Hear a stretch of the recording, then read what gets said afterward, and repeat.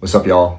Welcome back. Today we're going to be talking about something that has been racing through my mind a lot recently, and that is, how do I make a big decision and how do I feel confident in that decision I make? I think this is something that a lot of people face, especially when you're in your 20s, like myself, where it seems like every day you're making a big decision. But before we get into the video, I do want to just do a quick disclaimer, where if you're clicking on this video for a 4-step process to guarantee that you make the right decision or guarantee that you make the successful decision, click off. And I recommend you to delete YouTube because what you're searching for is not going to be on here. And I think that's really important as like a high level understanding for everyone to have, is that there's no guarantee, there's no sure things in life, but what there are is there's inputs you can take in to kind of, back to my past video, to build a strong foundation and bolster your chances that you will make the right decision. But like with anything, there's no guarantee, there's no sure thing, and I definitely do not have any guarantees for you. But now that we have that kind of set out on the plate, let's dive into how I approach making big decisions. So first off, I think before we get into like the kind of the process or the checklist that I go through personally, I think it's really important for us to understand in ourselves that we are capable of making the decision. And it's really important for us to have belief in ourselves that we're capable of making that decision. And this might seem kind of obvious, right? Like, okay, Mason, I'm not clicking on this to make sure I know I can make the decision. Of course I know I can make the decision. But I think a lot of people don't fully have the confidence in themselves, and there's a lot of hesitation that they have internally on what decision to make, and they kind of get this paralysis in the analysis because they don't have the confidence in themselves. I know this is something I have faced a lot, where I'll call my dad or I'll call my mom and I'm like, I don't know what to do, and I don't feel like I am qualified to make the decision. Which, when speaking that out loud, it almost sounds funny, right? Because who would be more qualified to make a decision regarding your life than yourself? But this is something that I have experienced, this kind of self-doubt, and so I'm sure you've experienced it as well. And typically when I call my dad, he's kind of the one that goes to this, and I say, Dad, I have no clue what to do, right? He reminds me to look in the rearview mirror. And I think this is a really important point that everyone should understand, is that it's important to look at your past, and it's important to learn from it, but then also gain confidence from it. So one example is, when I was calling my dad, when I was going through the job market and trying to understand where I was going to move, and I just had no clue what to do, right? No clue. Well, he said, okay, well, let's look back at past decisions that you've made that in that moment of your life were as equal weight as this one is, and see how those worked out. So we kind of did a little workshop, and that took me back to when I decided where to go to college.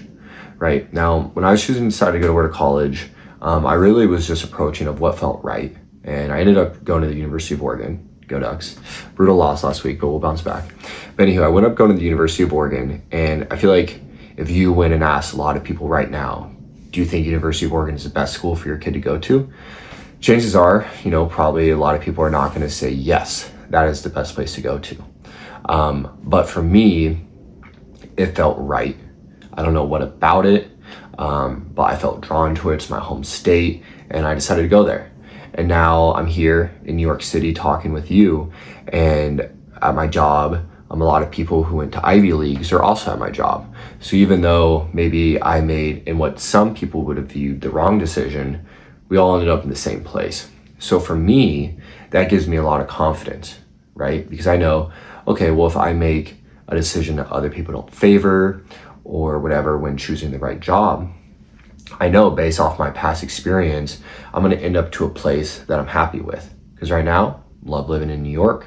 It's been a blast meeting a bunch of people. So there's no reason for me to have no faith in myself that I can make the correct decision. And maybe correct isn't even the right phrase there, but the decision that resonates with me the most.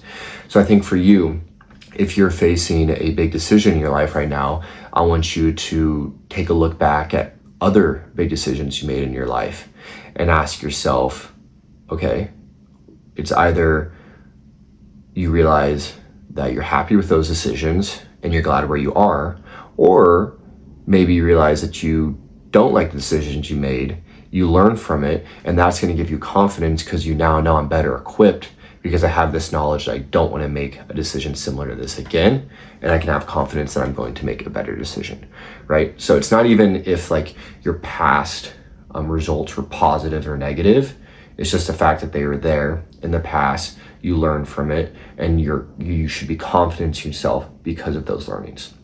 So it's truly, truly so important, and this is in everything in life, that you have that self-belief and confidence. But okay, so now that you guys all understand, my spiel about self-confidence and having that belief in yourself, let's actually dive into kind of the 4 key checklists that I go through. And that's going to be 1, reflect on what you want out of your life. 2, talk to someone about it. 3, view this decision with a newly gained and newly found sense of clarity. And then 4, what we were just talking about, is trust yourself. But first, let's go into the first step. And you should all do this regardless if you're making a big decision in your life or not. And that is reflect on what you want out of life. I think 2 of my mentors have told me this, but they said, Mason, you can't know where your destination is, right? Or you can't arrive at your destination. I almost butchered it, but this is it. You can't arrive at your destination if you don't know where you're even driving towards, right? So if you're trying to make a decision between X and Z, but you don't know where the ultimate goal is, well then, yeah, X could be great, Y could be great, or Z could be great. You have no freaking idea. So it's really, really important that you understand where you want to go. Now, easier said than done, right? You might be in your 20s, you might be in your 30s, you might be in your teens, and you might not have any clue of where you want to go. So it doesn't need to be concrete.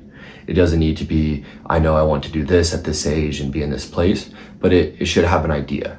So for me, the idea of where I want to go, I don't have it fine-tuned, is that I want to be in a place later in my life where I have freedom over my schedule, okay? So to get there, I'm probably gonna either have to pursue decisions that make me a lot of money so I can buy that freedom, or I'm gonna have to pursue decisions in more in a professional sense that create a career for me that allows me to have a lot of freedom over my schedule. So that could be entrepreneurship. Might not make as much money, but ultimate control over my schedule. So through reflection, I became clear on that is my end goal. So then every time I'm looking at a big decision, I'm gonna look at it through the lens of, well, what do I think will get me one step closer to that end goal for my schedule? So for you, maybe your end goal is a financial number. Maybe your end goal is a really happy relationship with your partner, right? If your end goal is to make a lot of money, you're probably gonna make a different decision than if your end goal is to have a really loving and nurturing relationship with your partner, right? So if you didn't know that your end goal is one of those, then it's gonna be a lot easier for you to make a decision that takes you off course and keeps you on course. So before you can even think about coming to a conclusion, you need to understand where you're going. This is so important.